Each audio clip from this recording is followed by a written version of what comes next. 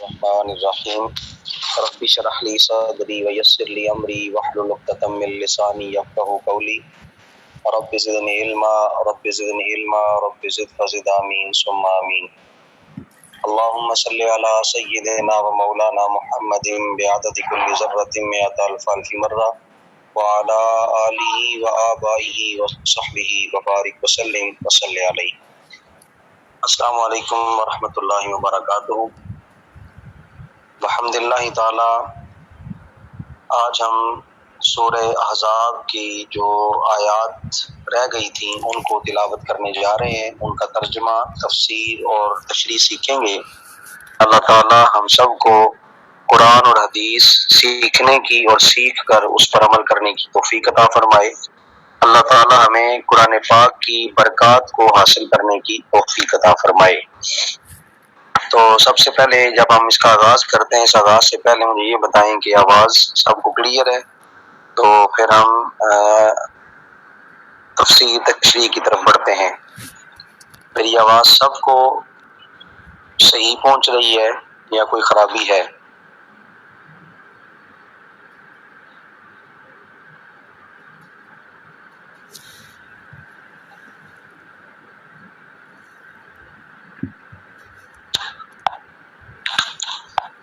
جی، ہم آغاز کو کرتے ہیں.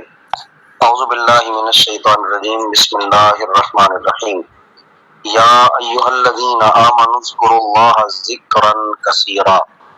یا اے الذین، وہ لوگ، آمنو جو ایمان لائے، اے ایمان والو، اذکروا ذکر کرو، اللہ کا، ذکر کثیرن کثرت کے ساتھ.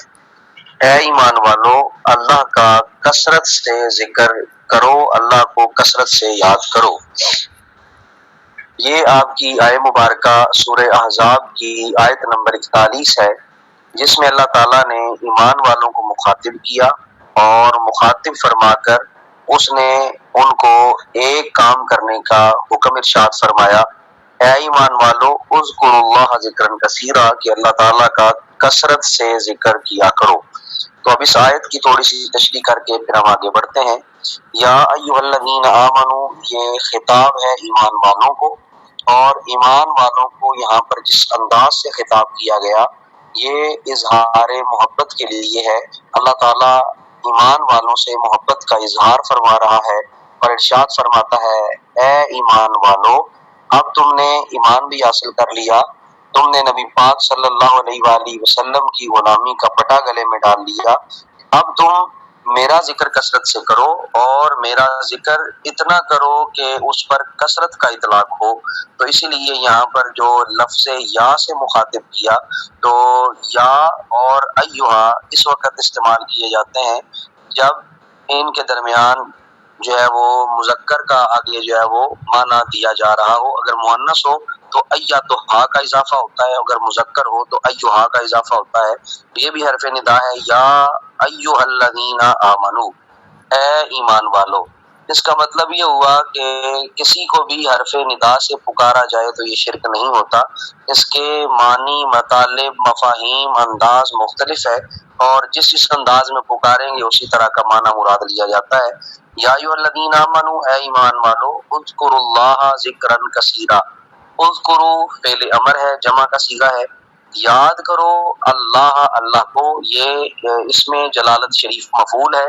ذکرن کثیرا، ذکرن جو ہے یہ مفعول مطلق ہے اور یہ صفت اول ہے، اور کثیرن یہ جو ہے وہ صفت ثانی ہے. یہ دونوں جو ہے وہ پھر مل کے مفعول بنتے ہیں. اے ایمان والو، اللہ کا کثرت کے ساتھ ذکر کیا کرو. تو یہاں پر ذکر سے کیا مراد ہے اس کی ہم جو ہے وہ وضاحت دیکھتے ہیں، تشریح دیکھتے ہیں. ذکر کرنے کے 3 طریقے صاحب روح البیان علامہ اسماعیل حقی علیہ الرحمہ نے ذکر فرمائے ہیں. ایک ذکر کا جو طریقہ انہوں نے ذکر کیا، انہوں نے کہا کہ ایک ذکر زبان سے ہے، دوسرا طریقہ انہوں نے ذکر کیا، دوسرا ذکر جو ہے وہ دل سے ہے، اور تیسرا ذکر جو ہے وہ بدن سے ہے. آپ نے ان 3 اذکار کو اپنی تفسیر کے اندر ذکر کیا، پھر ان کی تشریح، ان کی تفسیر آپ نے بیان فرمائی، اور اس کی ایک مثال بھی میں ساتھ ساتھ دیتا چلوں گا. آپ نے ارشاد فرمایا کہ الذکر بالقلب، ایک ذکر ہے ذکر قلبی۔ الذکر بالقلب اس کا معنی یہ ہے کہ اللہ تعالیٰ کی ذات کا خوف دل میں بیٹھ جائے۔ الذکر بالقلب ہوا خوف اللہ، وہ اللہ تعالیٰ کی ذات پر کا خوف ہے کہ اللہ کا انسان کے دل کے اندر خوف ہو تو جو اللہ سے ڈر جاتا ہے، یہ جو ہے وہ ذکر قلبی ہے۔ مثلاً کوئی بھی چوری چکاری ہے، اگر کوئی کام کر رہا ہے تو اللہ سے اگر ڈر گیا تو یہ اس کا دل جو ہے وہ اللہ کا ذکر کرنے والا ہے، اسے ذکر قلبی کہا جاتا ہے، یہ ذکر قلبی مراد ہے۔ اس کے بعد دوسرا ذکر کیا ذکر لسانی۔ ذکر لسانی کی بہت ساری صورتیں ہیں۔ آپ سے پوچھا گیا کہ ذکر لسانی کیا ہے، آپ نے ارشاد فرمایا الذکر باللسان قراءۃ القرآن والتسبیح والتہلیل والتمجید والتکبیر، کہ اس سے مراد کیا ہے؟ اس سے مراد قرآن پاک کی تلاوت کرنا ہے، اس سے مراد اللہ تعالیٰ کی تسبیح بیان کرنا ہے، اللہ تعالیٰ کی بزرگی بڑائی بیان کرنا ہے، کلمہ طیبہ کا ورد کرنا ہے۔ یہ ساری چیزیں جو ہیں وہ ذکر باللسان میں ہیں۔ اور آپ نے ذکر باللسان میں ایک اور اضافہ کیا، آپ نے فرمایا تحصیل و علم الدین، کہ علم دین کو حاصل کرنا یہ بھی ذکر لسانی ہے۔ کوئی آدمی دین کا علم حاصل کرتا ہے، کتاب پڑھتا ہے، کتاب سے علم حاصل کرتا ہے تو وہ ذکر لسانی کر رہا ہے، تو یہ بھی ذکر کرنے کا ایک طریقہ ہے۔ یعنی اللہ تعالیٰ کی تسبیح بیان کرنا، پاکی بیان کرنا، اللہ تعالیٰ کی تمجید بزرگی بیان کرنا، اللہ تعالیٰ کی بڑائی بیان کرنا، کلمہ طیبہ کا ورد کرنا، قرآن پاک کی تلاوت کرنا، علم دین حاصل کرنا، یہ ساری چیزیں ذکر باللسان میں جو ہے وہ آتی ہیں۔ تو اللہ تعالیٰ نے اسی لیے اس کو مطلق ذکر کیا کہ اللہ کا کثرت سے ذکر کرو۔ مثلا تم زبان سے بھی ذکر کرو، قرآن بھی پڑھو، تسبیح بھی پڑھو، تعلیل بھی کرو، تمجید بھی کرو، تکبیر بھی کرو، اور ساتھ ساتھ تم جو ہے ان تمام معاملات کو دیکھتے ہوئے دین کا علم بھی حاصل کرو، تو یہ ذکر لسانی کہلاتا ہے۔ اور اس کی اگر ہم کچھ مثالیں دیکھیں، مثلا اس ذکر کے فوائد کیا ہیں، تو اگر ذکر لسانی کی بات کریں تو نبی پاک صلی اللہ علیہ وآلہ وسلم کا ایک فرمان عالی شان ہے کہ دو کلمات ایسے ہیں جو کہ زبان پر ہلکے ہیں اور میزان پر وزنی ہیں، سبحان اللہ و بحمدہ سبحان اللہ العظیم۔ تو ہم ذکر لسانی کر رہے ہیں، زبان سے ان کلمات کو ادا کر رہے ہیں، تو زبان پر یہ کلمات ہلکے ہو گئے، اور یہ کلمات ہیں جو اللہ تعالیٰ کی ذات کو محبوب بھی ہیں۔ کلمتان حبیبتان الی الرحمن وخفیفتان علی اللسان وثقیلتان علی المیزان، یہ دو کلمے اللہ کو پسند ہیں، زبان پہ ہلکے ہیں، میزان پہ بھاری ہیں۔ وہ کون سے کلمے ہیں؟ سبحان اللہ و بحمدہ سبحان اللہ العظیم۔ تو یہ کلمات اگر کوئی ادا کرتا ہے تو اس کا جو ہے وہ اجر و ثواب بے حساب ہے، اور قیامت کے دن اس کے اجر و ثواب کا اندازہ انسان کو ہوگا۔ جب میزان پہ یہ کلمات رکھے جائیں گے تو میزان میں جو نیکیوں کا پلڑا ہے وہ بھاری ہو جائے گا۔ تو یہ ان کلمات کی برکات ہیں، یہ ذکر لسانی کی ایک مثال ہے۔ دوسری ذکر لسانی کی مثال کیا ہے؟ حدیث پاک ہے کہ نبی پاک صلی اللہ علیہ وآلہ وسلم جلوہ گر ہیں، اور ایک دیہاتی، ایک صحابی نبی پاک صلی اللہ علیہ وآلہ وسلم کی بارگاہ میں حاضر ہوتے ہیں اور شکایت کرتے ہیں، فشکا الیہ الفقر وضیق المعاش۔ آپ جب نبی پاک صلی اللہ علیہ وسلم کی بارگاہ میں حاضر ہوتے ہیں تو آپ فقر کی، معیشت کی تنگی کی شکایت کرتے ہیں کہ یا رسول اللہ میری معیشت تنگ ہے، روزی میں مسائل ہیں، تو کوئی وظیفہ بتائیں، کوئی عمل بتائیں۔ شکایت نبی پاک سے فرما رہے تھے، تو نبی پاک صلی اللہ علیہ وآلہ وسلم نے ارشاد فرمایا اذا دخلت منزلک، جب تو اپنے گھر میں داخل ہو، فسلم علی اہلھا، تو جو گھر میں ہیں ان کے اوپر سلام کر، ان لم یکن فی، اگر اس میں کوئی نہ ہو تب بھی سلام کر، اور اگر اس گھر میں کوئی ہے تب بھی سلام کر، یعنی سلام کرو کوئی ہے یا کوئی نہیں ہے، تو جو ہی گھر میں داخل ہو تو السلام علیکم ورحمۃ اللہ وبرکاتہ یہ کہنا چاہیے۔ پھر آپ نے ارشاد فرمایا اگر جو ہے وہ سلام کر چکو تو پھر کیا کرو، ثم سلم علیہ، پھر مجھ پر ایک مرتبہ سلام کرو، درود و سلام میرے پر ایک مرتبہ پڑھو، اور ثم اقرأ قل هو اللہ احد ثلاث مرات۔ نبی پاک صلی اللہ علیہ وسلم نے ارشاد فرمایا پھر جب تم یہ پڑھ چکو، جب تم گھر والوں کو سلام کر لو، مجھ پر سلام بھیج لو، تو پھر ایک مرتبہ سورہ اخلاص پڑھو، قل هو اللہ احد اللہ الصمد لم یلد ولم یولد ولم یکن له کفوا احد۔ جب تم یہ پڑھ لو گے تو اس کا نتیجہ کیا ہے؟ تو اللہ تعالیٰ ان کلمات کی برکت سے تمہاری روزی میں کشادگی فراخی عطا فرمائے گا، اور صرف تمہاری روزی میں نہیں بلکہ اللہ تعالیٰ اس عمل کے ذریعے تمہارے اڑوس پڑوس کے لوگوں پر بھی اپنے رزق کے دروازے کھولے گا، ان کی رزق میں بھی برکت اور ان کے رزق میں بھی جو ہے وہ اللہ تعالیٰ اضافہ فرمائے گا۔ تو یہ ذکر لسانی کی برکات آپ کے سامنے رکھی ہیں۔ تو ہر ذکر کے اپنے اپنے فائدے ہیں، ہر ذکر کا اپنا اپنا ایک جو ہے وہ مقام ہے۔ جس طرح سورہ اخلاص کو 300 دفعہ پڑھا جائے، کوئی اپنے وظیفے میں اس کو شامل رکھتا ہے تو 300 دفعہ پڑھنے سے اللہ تعالیٰ بے شمار حاجتوں کو پورا فرماتا ہے۔ تو یہ اگر کوئی معمول سے پڑھتا ہے تو سورہ اخلاص کے ذکر کی یہ فضیلت ہے، اللہ کے ذکر کی فضیلت ہے، اسی لیے اللہ تعالیٰ ارشاد فرماتا ہے کہ اللہ کا کثرت سے ذکر کرو، تو بے شمار فوائد ہیں۔ اگر ہم آگے بڑھتے ہیں مزید تو تیسرا ذکر ہے ذکر بدنی، اور علامہ اسماعیل حقی علیہ رحمہ تفسیر البیان میں اس کا ذکر فرماتے ہیں کہ الذکر بالابدان ہوا صلاۃ، وہ کیا ہے؟ وہ نماز ہے۔ تو اگر کوئی آدمی ذکر بدنی کرنا چاہتا ہے تو وہ نماز کو ادا کرے، اور وسائر الطاعات، اور تمام اطاعتیں جو اللہ تعالیٰ نے شریعت نازل کی، جو دین عطا کیا، جو قرآن دیا، اس کی ساری جو ہے باتوں کو مان لینا، اس کی اطاعت کرنا، نماز پڑھنا، یہ ذکر بدنی میں آتا ہے۔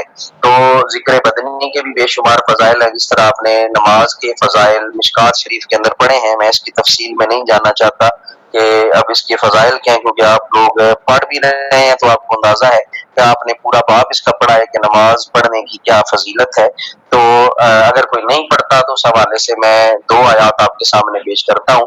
تو ان میں سے ایک آیت یہ ہے کہ اللہ تعالیٰ نے ارشاد فرمایا وَمَنْ أَعْرَضَ عَنْ ذِكْرِي فَإِنَّ لَهُ مَعِيشَةً ضَنْكَ، جو میرے ذکر سے منہ موڑ لیتا ہے، یہاں ذکر سے مراد نماز ہے، جو میرے ذکر سے منہ موڑ لیتا ہے میں اس کی معیشت کو تنگ کر دوں گا، وَنَحْشُرُهُ يَوْمَ الْقِيَامَةِ أَعْمَى، اور قیامت کے دن اسے جو ہے وہ اندھا کر کے اٹھایا جائے گا، اور ہم اسے قیامت کے دن اندھا کر کے اٹھائیں گے۔ تو یہ ذکر نہ کرنے والوں کو جو ہے وہ وبال ہوگا، یہ سزا دی جائے گی۔ اور اسی طرح ارشاد فرمایا قرآن پاک کی آیت ہے سورہ مدثر کی، ما سلککم فی سقر قالوا لم نک من المصلین، تو جنتی جب جہنمیوں سے سوال کریں گے تمہیں کس چیز نے جہنم میں ڈال دیا، تو وہ کہیں گے لم نک من المصلین، ہم نماز نہیں پڑھتے تھے۔ تو یہ ذکر بدنی نہ کرنے کے جو ہے وہ وبال ہیں، سزائیں ہیں۔ اور اگر کوئی کرتا ہے تو اگر سورہ کہف کی آپ کھولیں، یہ آیت نمبر غالباً 28 ہے، جس میں اللہ تعالیٰ نے اپنے محبوب سے ارشاد فرمایا اے محبوب جو صبح اور شام ذکر کرے، جو صبح اور شام میرا ذکر کرتا ہے، وَلَا تَعْدُ عَيْنَاكَ عَنْهُمْ، اے محبوب کبھی بھی ان سے اپنی آنکھیں نہ پھیرنا، ان کو جو ہے وہ اپنے ساتھ رکھنا، اپنے نفس کو ان کے ساتھ روک کے رکھ۔ تو یہاں پر جو وَاصْبِرْ نَفْسَكَ مَعَ الَّذِينَ يَدْعُونَ رَبَّهُمْ بِالْغَدَاةِ وَالْعَشِيِّ يُرِيدُونَ وَجْهَهُ وَلَا تَعْدُ عَيْنَاكَ عَنْهُمْ، وَاصْبِرْ نَفْسَكَ، اے محبوب اپنے آپ کو روک کے رکھیے، وَاصْبِرْ نَفْسَكَ مَعَ الَّذِينَ يَدْعُونَ رَبَّهُمْ، ان لوگوں کے ساتھ روک کے رکھیں جو صبح اور شام میری عبادت کرتے ہیں، یریدون وجہہ، اور ان کی نیت کیا ہے؟ اللہ راضی ہو جائے۔ تو وَلَا تَعْدُ عَيْنَاكَ عَنْهُمْ، اے محبوب ان سے نظریں نہ پھیرنا۔ گویا وہ آدمی جو نماز پڑھتا ہے نبی پاک صلی اللہ علیہ وآلہ وسلم کی نظر میں رہتا ہے، یہ نبی پاک صلی اللہ علیہ وسلم کی ابدی زندگی پر ایک بہترین قرآن پاک کی دلیل ہے۔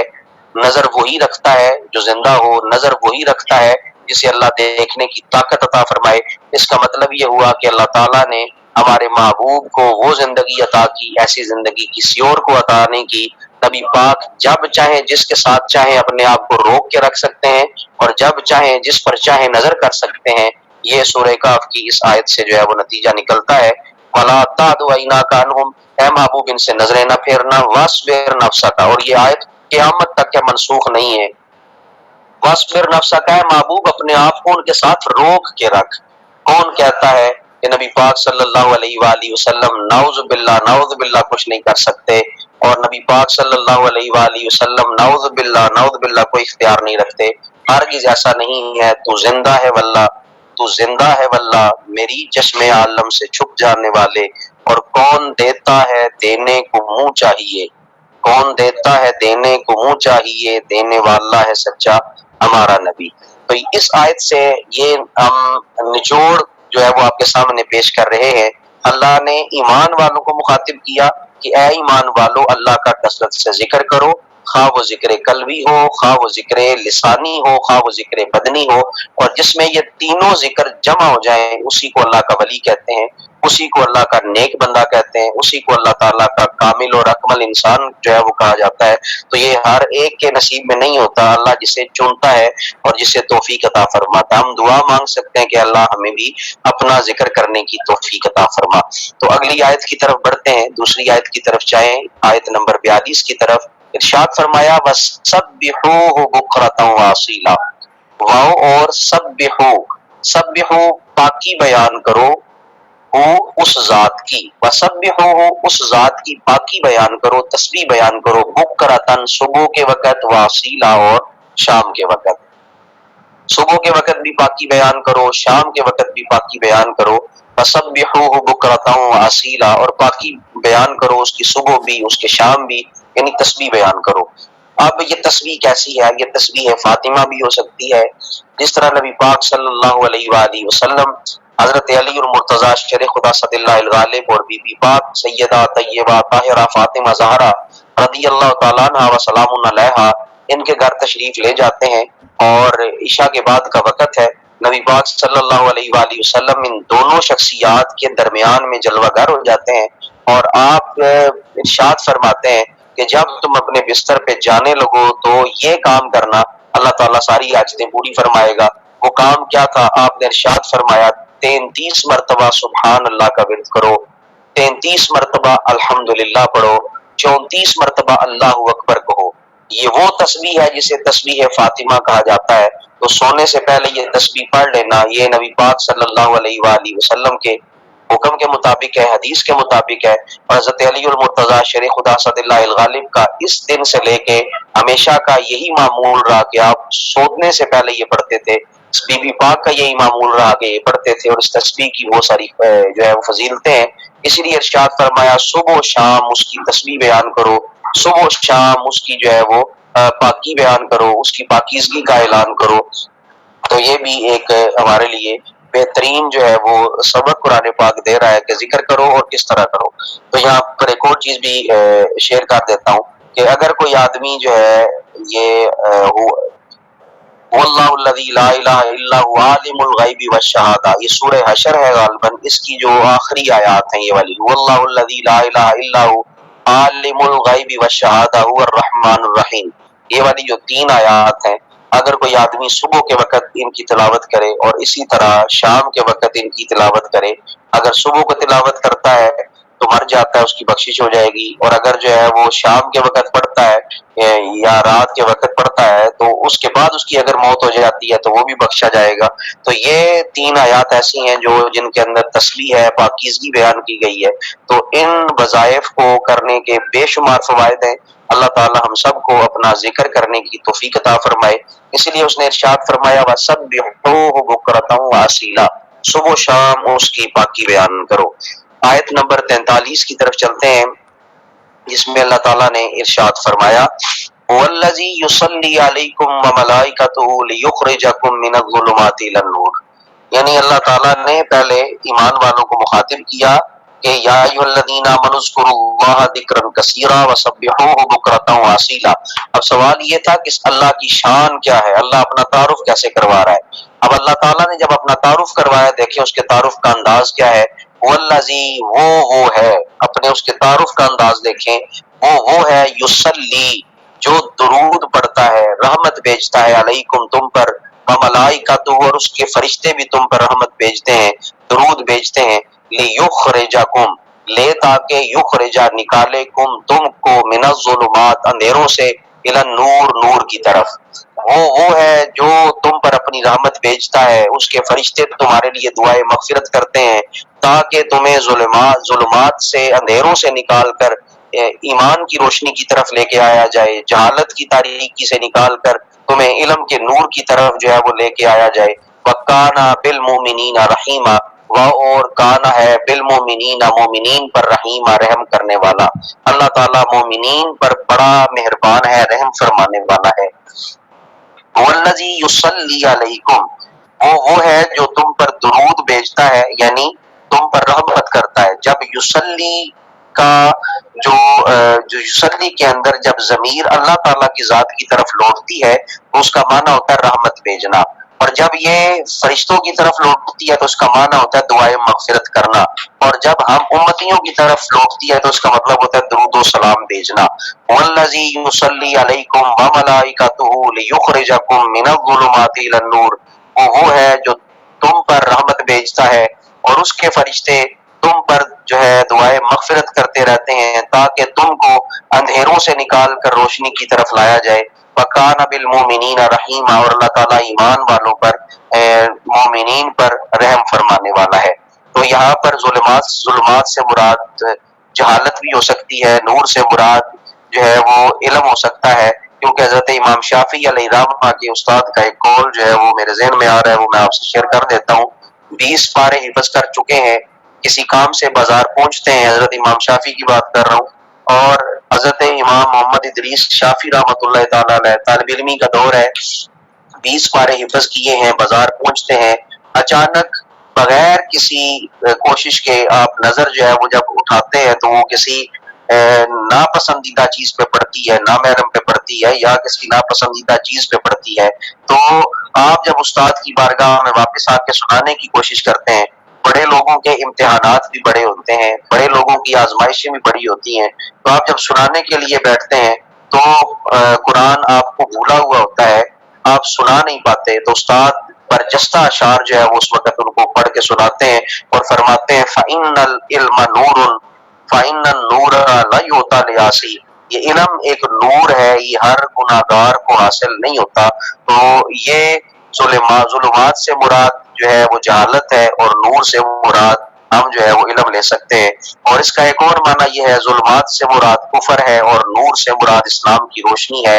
ظلمات سے مراد کفر کے طریقہ کار ہیں، نور سے مراد اسلام کے طریقہ کار ہیں، ظلمات سے مراد بدعات ہیں اور نور سے مراد نبی پاک صلی اللہ علیہ وآلہ وسلم کی سنت اور نبی پاک صلی اللہ علیہ وسلم کے بتائے ہوئے طریقے ہیں۔ وَكَانَ بِالْمُؤْمِنِينَ رَحِيمًا، اور اللہ تعالیٰ ایمان والوں پر بڑا رحم فرمانے والا ہے۔ تو یہ آئے مبارکہ ہر حوالے سے جو ہے وہ فضیلت کی ہے۔ ہم وہ ہیں، اور ایمان والوں کی شان یہ ہے کہ اللہ تعالیٰ کی ان پر رحمت ہوتی ہے، فرشتے ان کے لیے دعائے مغفرت کرتے ہیں۔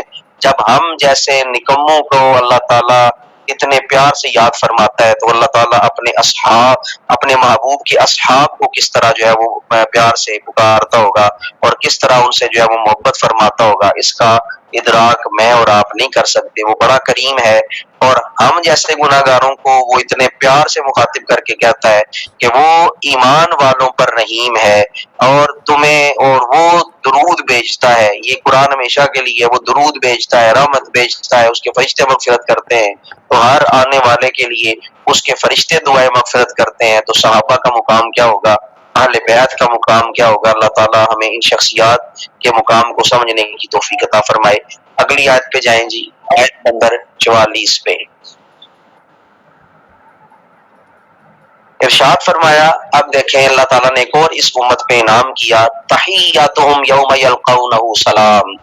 تحیتہم، تحیہ کہتے ہیں ان کا ملنا، ان کا تحیتہم ان کی ملاقات، یوم جس دن، یلقونہ اس سے ملاقات کریں گے۔ تحیہ سلام کو بھی کہتے ہیں، ان کا سلام کیا ہوگا، تحیتہم ان کا سلام، یوم اس دن، یلقونہ جس دن وہ ملاقات کریں گے رب سے، کیا ہوگا، سلام، سلام ہوگا۔ یعنی جس دن مومنین ایمان والے اللہ تعالیٰ کی ذات سے ملاقات کریں گے ان کے لیے سلام کا تحفہ ہوگا۔ تحیتہم ان کے لیے تحفہ ہے اس دن، یلقونہ جس دن وہ رب سے ملاقات کریں گے، سلام، سلام کا، یعنی اللہ تعالیٰ ان پر سلامتی بھیجے گا۔ وَأَعَدَّ لَهُمْ اجرن کریما، وعدہ اور تیار کیا ہوا ہے، لہم ان کے لیے، اجرن کریما ایک کریم اجر تیار کیا ہوا ہے۔ تو جب ہم اس آیت کو اپنے لیے فٹ کریں تو ہم پھولے نہیں سماتے۔ تو یہ دیکھیں، تو یہ آیت جب اتری تھی اس دور میں سیدنا صدیق اکبر بھی ہیں، عمر فاروق بھی ہیں، عثمان غنی بھی ہیں، علی المرتضیٰ بھی ہیں، حضرت امام حسن بھی ہیں، حضرت امام علی مقام بھی ہیں، حضرت امیر معاویہ رضی اللہ تعالی عنہم، حضرت سیدہ طیبہ طاہرہ فاطمہ رضی اللہ تعالیٰ عنہ وسلام علیہا، آپ جیسی شخصیات موجود ہیں، ازواج مطہرات موجود ہیں۔ تو جب انہوں نے یہ آیت سنی ہوگی تو ان کا مقام اور مرتبہ اور رتبہ زمانے نے کیا سمجھا ہوگا، یعنی جن کو رب تعالیٰ کی ملاقات پر سلامیاں پیش کی جائے انہیں صحابہ کرام اور اہل بیت اطہار کہا جاتا ہے، ان کے لیے ایک اجر اور کریم اجر تیار کر رکھا ہے۔ تو اللہ تعالیٰ ہمیں ان شخصیات کا احترام بھی کرنے کی توفیق عطا فرمائے۔ جو ان کے درمیان مشاجرات تھے ان میں ہمیں کف لسان کرنا ہے۔ کف لسان کا یہ ہرگز مطلب نہیں کہ آپ ان کے فضائل بیان نہ کریں، کف لسان کا ہرگز یہ مطلب نہیں آپ ان کا ذکر نہ کریں، کف لسان کا مطلب یہ ہے کہ آپ ان کے خلاف زبان بند رکھیں، ان کے خلاف زبان نہ کھولیں، اور انہوں نے یا ان سے جو اجتہادی خطائیں سرزد ہوئیں اس کے اوپر آپ بحث نہ کریں، اس کو کف لسان کہا جاتا ہے۔ اور یہ کف لسان آج کل ہمارے نام نہاد علماء نے جو لے لیا اور بار بار ایک جملہ لکھنے کو ملتا ہے، کف لسان کا حکم ہے، کف لسان کا حکم ہے، اس کا ہرگز یہ مطلب نہیں کہ مناقب بیان نہ کرو، اس کا ہرگز یہ مطلب نہیں ان کا ذکر نہ کرو، اس کا ہرگز یہ مطلب نہیں کہ ان کا نام لینے کو خارجیت قرار دو یا رفضیت قرار دو، اس کا ہرگز یہ مطلب نہیں۔ تو یہ وہ شخصیات ہیں جن کو رب تعالیٰ کا سلام ہے اور ان کے لیے اجر کریم تیار کیا ہوا ہے، تو ہم کس طرح ان کے درمیان مقابلہ بازی کر سکتے ہیں؟ تو یہاں سے اپنے عقیدے کی بھی اصلاح کریں اور دیکھیں کہ کہاں پر خامیاں ہیں، کہاں پر کوتاہیاں ہیں۔ ہم اہل سنت جس نہج پر چل رہے ہیں وہ بڑا ایک عجیب سا اب جو ہے وہ راستہ بن چکا ہے، اس پر اپنے آپ کو سنبھال کے چلنا، عقیدے کو سنبھال کے چلنا بہت مشکل ہے۔ ہم 90% جو ہے وہ رافضیت میں اور 90% خارجیت میں مبتلا ہے، صرف 10% لوگ ہیں جو درمیانے راستے پہ چل رہے ہیں۔ خارجیت بھی ہم میں عام ہے، رافضیت بھی ہم میں عام ہے، اور کہنے والے کہہ گئے ہیں اور ہو سکتا ہے انہوں نے ٹھیک ہی کہا ہو کہ اہل سنت کا انجام، بریلویت کا انجام رافضیت ہے، اور انہوں نے جو نتیجے نکالے تھے بالکل ٹھیک تھے۔ آج ہر تیسرا بندہ رفض کا شکار ہے، ہر تیسرا بندہ خروج اور خارجیت کا شکار ہے۔ اس کی وجہ یہ ہے کہ ہم نے طریقہ کار کو جو اسلاف کا تھا اس کو چھوڑ دیا، جس کی وجہ سے ہم جو ہے وہ طرح طرح کی ٹھوکریں ادھر ادھر کی کھا رہے ہیں۔ اللہ تعالیٰ ہمیں سمجھنے کی توفیق عطا فرمائے۔ جب یہ آیت ہمارے لیے ہے تو ہم قابل عزت ہیں، لیکن جن کے لیے اصل یہ آیات اتری ہیں ان کا مقام اور رتبہ کیا ہوگا؟ آگے بڑھیں جی، اگلی آیت کی طرف 10 منٹ باقی ہیں، ہم اگلی آیت کو مکمل کرتے ہیں۔ آیت نمبر 45 میں اپنے محبوب کریم صلی اللہ علیہ وآلہ وسلم کی اللہ تعالیٰ نے شان بیان فرمائی، ارشاد فرمایا یا ایھا النبی انا ارسلناک شاہدا ومبشرا ونذیرا۔ اب دیکھیں کتنا پیارا لہجہ ہے، کتنا پیارا انداز ہے، اور کتنے پیارے انداز سے مخاطب کیا، اے میرے سونے نبی، میں نے تو تمہیں شاہد بنایا، میں نے تو تمہیں مبشر بنایا، میں نے تو تمہیں نذیر بنایا۔ اب نبی پاک صلی اللہ علیہ وآلہ وسلم پر کتنی کرم نوازیاں ہیں۔ پہلے لفظ یا سے مخاطب کیا، پھر نام نہ لیا بلکہ صفت سے مخاطب کیا۔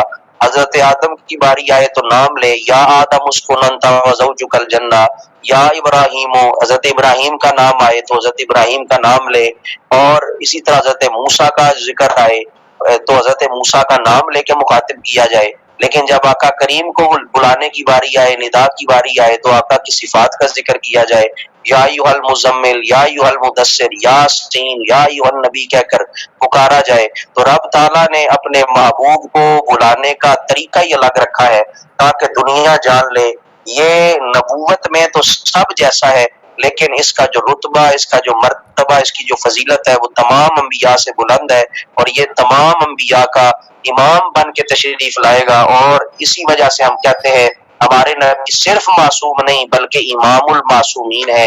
اللہ تعالیٰ نے 1,24,000 کم و بیش انبیاء اور رسولوں کا امام ہمارے مصطفیٰ کریم صلی اللہ علیہ وآلہ وسلم کو بنایا، تو نبی پاک کا مقام کیا ہوگا، اور کتنے پیار سے بلایا ہوگا، یا ایھا النبی، اے غیب کی خبریں دینے والے، اے سونیا اپنی امت کو چھپی ڈکی باتوں کے بارے میں بتانے والے، انا بے شک ہم نے ارسلنا کا آپ کو ارسال کیا، آپ کو بھیجا۔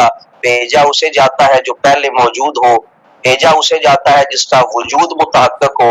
گویا پتہ چلا میرے مصطفیٰ پہلے کہیں تھے، وہاں سے تشریف لائے ہیں، اور کون جو ہے زمین پر تشریف لایا، مقام کیا ہے، رتبہ کیا ہے، فرش والے تیری شوکت کا علو کیا جانے، خوش روا عرش پہ اڑتا ہے پریرا تیرا۔ یا ایھا النبی، اے غیب کی خبریں دینے والے، یہ اظہار محبت ہے۔ اور اظہار محبت کے لیے اگر کوئی یا رسول کہہ دیتا ہے، اظہار محبت کے لیے یا کوئی یا نبی کہہ دیتا ہے، اور اگر کوئی جمعے کے بعد کھڑے ہو کے ہاتھ باندھ کے یا نبی سلام علیکہ کہہ دیتا ہے، یا رسول سلام علیکہ کہہ دیتا ہے، تو وہ قطعاً خدا سمجھ کر نہیں کہہ رہا، بلکہ نبی پاک سے محبت کا اظہار کر رہا ہے۔ تو جو محبت کا اظہار کرے وہ خدا کی سنت کو زندہ کرتا ہے۔ اسی لیے لفظ یا کے مختلف محمل، اسی لیے لفظ یا کے مختلف استعمالات ہیں۔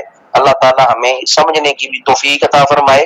اے غیب کی خبریں دینے والے، اے چھپی ڈکی چیزوں کے بارے میں بتانے والے، نبی ہوتا ہی وہ ہے جو خبر دینے والا ہو۔ اور نیوز پیپر بھی خبریں دیتا ہے، اینکر پرسن بھی خبریں دیتا ہے، لیکن اس کو کبھی نبی نہیں کہا جاتا۔ اس کی وجہ یہ ہے کہ نیوز پیپر اپنے علاقے کی خبر دے گا یا اس دنیا کی خبر دے گا، زمین پر زمین کی ہی خبر دے گا، لیکن نبی اسے کہا جاتا ہے رہتا وہ زمین پہ ہو، خبر وہ عرش الہی کی دے رہا ہو، رہتا وہ زمین پہ ہو، وہ سرئی تک رسائی رکھتا ہو، رہتا وہ زمین پہ ہو، سدرۃ المنتہا تک دیکھتا ہو، رہتا وہ زمین پر ہو، تحت الثری تک اس کی نظر جاتی ہو، اگر نظر جھکائے تو تحت الثری کی پنہائیوں کے اندر جھانک لے، اور اگر نظر اٹھائے تو سدرۃ المنتہا کے آخری کونے تک نظر پار کر دے، اسے نبی کہا جاتا ہے۔ اے غیب کی خبریں دینے والے، بے شک ہم نے آپ کو شاہد بنایا، گواہ بنایا، ومبشرن اور بشارت دینے والا بنایا، ونذیرن اور ڈرانے والا بنایا۔ آپ اپنی امت کو دوزخ سے ڈرائیے، آپ اپنی امت کو عذاب سے ڈرائیے، لیکن ساتھ اپنی امت کو بشارت دیجئے۔ اگر میں تمہیں پل صراط پہ نظر نہ ہوں تو حوض کوثر پہ دیکھ لینا، ادھر نظر نہ ہوں تو میزان پہ دیکھ لینا۔ اور نبی پاک صلی اللہ علیہ وآلہ وسلم کی بشارتیں کیا ہے؟ تم پار کر جاؤ تمہارے لیے یہ انعام ہے، تم یہ کرو تمہارے لیے یہ انعام ہے، تم بشارتیں دیتے جاؤ، اور تم گواہ ہو، تم اپنی امت کے اعمال کے گواہ ہو۔ گویا نبی پاک صلی اللہ علیہ وآلہ وسلم کو اس امت کے اعمال مشاہدے کے طور پر پیش کیے جاتے ہیں، اسی لیے فرمایا اے محبوب ہم نے آپ کو شاہد بنا کے بھیجا، اے محبوب ہم نے آپ کو مبشر بنا کے بھیجا، اے محبوب ہم نے آپ کو نذیر بنا کے بھیجا۔ کتنی شان ہے میرے مصطفیٰ کریم صلی اللہ علیہ وآلہ وسلم کی۔ اور آیت نمبر 46 میں ارشاد فرمایا وَدَاعِيًا إِلَى اللَّهِ بِإِذْنِهِ وَسِرَاجًا مُنِيرًا، وَدَاعِيًا واو اور دائی بلانے والا، اللہ اللہ کی طرف، باذن ہی اسی کی اجازت سے، اللہ کی طرف ہر کوئی نہیں بلاتا، اللہ کی اجازت سے ہی بلانے والے۔